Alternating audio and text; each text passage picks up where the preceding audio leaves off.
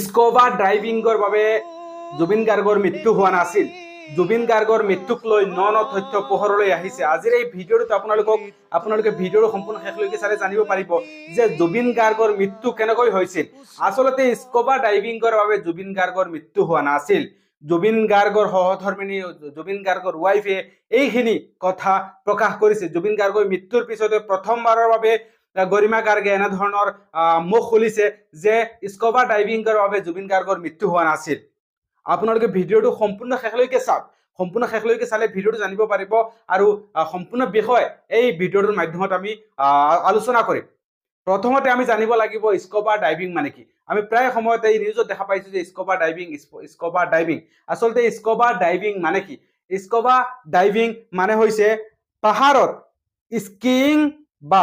Skiing বা snowboarding বা mountain biking, rock climbing অথবা পেৰাগ্লাইডিংৰ দৰে বহু এডভেঞ্চাৰ এক্টিভিটি কৰিব পাৰি। হিমাচল, উত্তৰাখণ্ড আৰু দক্ষিণৰ বহু স্থানত এইসমূহ এডভেঞ্চাৰ খুবেই বিখ্যাত। অৱশ্যে বহু কম লোকেহে স্কুবা ডাইভিং কৰিবলৈ সাহস কৰে। স্কুবা ডাইভিং হৈছে পানীৰ তলত ডাইভিংৰ এক অন্যান্য পদ্ধতি। এই ডাইভিংৰ সময়ত ডুবাৰুৱে পানীৰ তলত শ্বাস প্ৰশ্বাসৰ ব্যৱস্থা, অক্সিজেন টেংকৰ ব্যৱস্থা কৰে আৰু অক্সিজেন টেংক পিঠিত বান্ধি ডুব দিয়ে। স্কুবা ডাইভিংত যাতে শ্বাস প্ৰশ্বাসত কষ্ট নহয় তাৰ বাবে অক্সিজেন মাস্ক লগোৱা হয়। দীৰ্ঘ সময় ধৰি পানীৰ তলত থাকি পানীৰ তলত বিভিন্ন জীৱ পৰিদৰ্শন কৰা হয় আৰু স্কুবা ডাইভিং এনেধৰণেই স্কুবা ডাইভিং কৰা হয়। আৰু স্কুবা ডাইভিংৰ বাবে সতৰ্কবাণী আছে। কোনসকল লোকে স্কুবা ডাইভিং কৰিব পাৰিব সেই বিষয়ে আপোনালোকক জনাই আছো। আচলতে স্কুবা ডাইভিংৰ পূৰ্বে কি কৰা উচিত সেইখিনি আপোনালোকক জনাম। আপুনি যদি স্কুবা ডাইভিংৰ কথা ভাবে তেন্তে ডাইভিংৰ পূৰ্বে ভাল ধৰণে বিশ্ৰাম ল'বলৈ নাপাহৰিব। ক্লান্ত হৈ স্কুবা ডাইভিং কৰিলে শৰীৰত মাৰাত্মক প্ৰভাৱ পৰিব পাৰে। তদুপৰি স্কুবা ডাইভিংৰ পূৰ্বে মদ্যপান কৰা উচিত নহয়। ডাইভিংৰ পূৰ্বে সমুদ্ৰৰ গভীৰতা আৰু গতিবিধি জনাটো খুবেই প্ৰয়োজন। সেয়েহে এগৰাকী স্থানীয় গাইডৰ পৰামৰ্শ লোৱাটো খুবেই জৰুৰী। স্কুবা ডাইভিংৰ সময়ত এজন ডুবাৰু সদায় লগত থাকে। যদি শ্বাসকষ্ট বা হৃদৰোগৰ সমস্যা থাকে তেন্তে চিকিৎসকৰ পৰামৰ্শ অবিহনে স্কুবা ডাইভিং কৰাটো আচলতে ভুল। আপোনালোকে স্কুবা ডাইভিংৰ বিষয়ে জানিব পাৰিছে যে স্কুবা ডাইভিং কেনেধৰণে কৰা হয়, স্কুবা ডাইভিং কোনসকল লোকে কৰিব পাৰে। মদ্যপান কৰি স্কুবা ডাইভিং কৰাটো নিষেধ কৰিব নোৱাৰে। আৰু গৰিমা গাৰ্গে কি কথা কৈছে জুবিন গাৰ্গৰ মৃত্যুৰ পিছতে। আচলতে স্কুবা ডাইভিংৰ বাবে মৃত্যু হোৱা নাছিল বুলি গৰিমা গাৰ্গে প্ৰকাশ কৰিছে। মই আপোনালোকক জনাই আছো। গৰিমা গাৰ্গে মুখ খুলিছে যে গৰিমা শইকীয়া গাৰ্গে মুখ খুলিছে যে কেনেকৈ কি হৈছিল জুবিনৰ সৈতে শেষ মুহূৰ্তত। গৰিমাই কৈছে ৭-৮টা মান ল'ৰা জুবিনৰ সৈতে গৈছিল।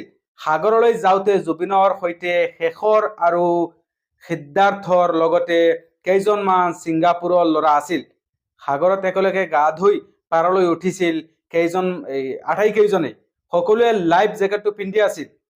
সকলো পাৰলৈ উঠাৰ পাছত আকৌ জুবিন সাঁতুৰিবলৈ নামি গৈছিল। সাঁতুৰিবলৈ নমাৰ পিছত হঠাৎ জুবিনৰ শৰীৰটো স্থবিৰ হৈ পৰে। লগে লগে সতীৰ্থ কেইজনে তেওঁক পাৰলৈ তুলি আনি চিকিৎসালয়লৈ লৈ যায়। জুবিনৰ পূৰ্বৰ দৰেই চিজাৰ এটেকেই আহিছিল। সেই স্থানৰ পৰা আনি হস্পিতালত প্ৰায় ২ ঘণ্টা সময় তেওঁক আইচিইউত ৰখা হয়। হস্পিতালতে শেষ নিশ্বাস ত্যাগ কৰে জুবিন গাৰ্গে। স্কুবা ডাইভিংৰ তথ্য সঁচা নহয় বুলিও প্ৰকাশ কৰিছে গৰিমা গাৰ্গে।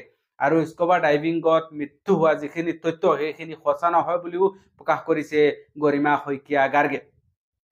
জুবিন গাৰ্গৰ মৃত্যুৱে সমগ্ৰ অসমবাসীক খুন্দুৱাই গৈছে।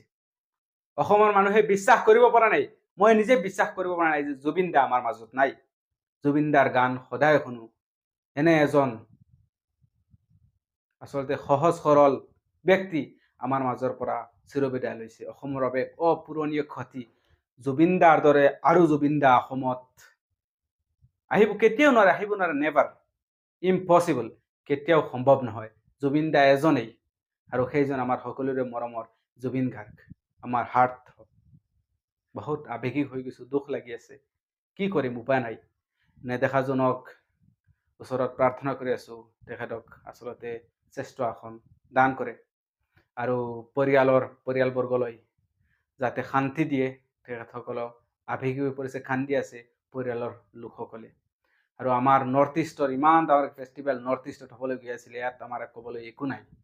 আমাৰ অসমৰ যিখিনি আচলতে কিবা বস্তু দেখাবলৈ আপোনালোকে নৰ্থ ইষ্টৰ যিখিনি ফেষ্টিভেল পালন কৰিছে, উদযাপন কৰিছে, কৰিবলৈ গৈ আছে আপোনালোকে ছিংগাপুৰত, একো কথা নাই। কিন্তু আমাৰ অসমৰ এজন নক্ষত্ৰৰ এনেধৰণে মৃত্যু হোৱাটো কেতিয়া মানি ল'ব পৰা নাই। সময়ত সেইখিনি দেখা যাব কি হয়, আৰু তথ্য যদি পোহৰলৈ আহে আপোনালোকক জনাবলৈ চেষ্টা কৰিম।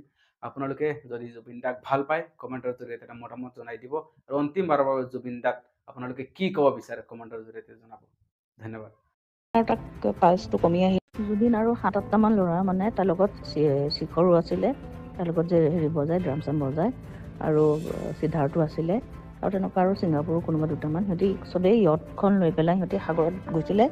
তো সাগৰত নামি পেলাই সিহঁতি চুইম টিম কৰি পেলাই ব'টত আহি পাৰলৈ আহিলে। তাৰপিছত চবেই লাইফ জেকেটে পিন্ধি আছিলে, জেকেট পিন্ধি পেলাই আকৌ জুবিনে সাঁতুৰিবলৈ গ'ল। লগৰকেইটাই দেখিলে যে তাৰ বডিটো মানে ষ্টিফ হৈ গৈছে, তেনেকৈ তাক হেৰি কৰি আনিলে। আচলতে সেই সাঁতুৰি থাকোঁতে এটা চিজাৰ আহি গ'ল। চিজাৰ অহাৰ পিছত তাৰ এনেও এইটো চিজাৰটো আগতো বহুতবাৰ আহিছে ন, আৰু সেইটো তাৰ কাৰণে আগতো বহুতবাৰ ফেটেল হৈ গৈছিলে। কিন্তু এবাৰৰ তাৰ চিজাৰ অহাৰ পিছত আৰু পানী চানী সোমাই গ'ল চাগে, তাৰ মানে আৰু তাক পালচটো কমি আহিলে। 2 ঘণ্টামান ICUটো ৰাখিলে, কিন্তু আৰু তাৰ পালচটো ঘূৰি নাহিলে আৰু।